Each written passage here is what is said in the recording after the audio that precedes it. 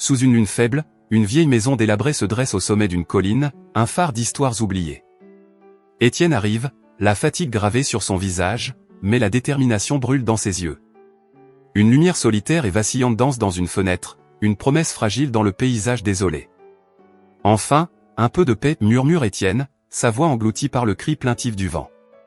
Alors qu'Étienne sort de la voiture, un profond sentiment de malaise s'abat sur lui, le glaçant jusqu'aux os.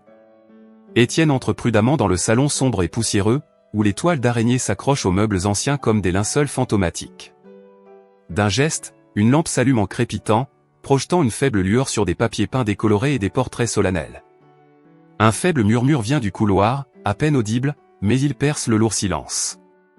Étienne se fige, retenant son souffle, s'efforçant de capter à nouveau le son qui murmure son nom. Il se retourne, le cœur battant, pour constater que la pièce est vide, à l'exception des ombres dansantes.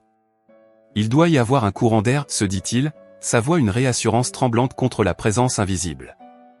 Étienne reste éveillé dans le froid oppressant, hanté par des terreurs invisibles tapies dans l'ombre de sa chambre. Des bruits de griffures résonnent dans les murs, intensifiant sa crainte alors que quelque chose d'invisible s'introduit dans sa réalité. Une ombre remue dans le coin, se transformant en une forme humaine avec des yeux brillants d'un rouge menaçant.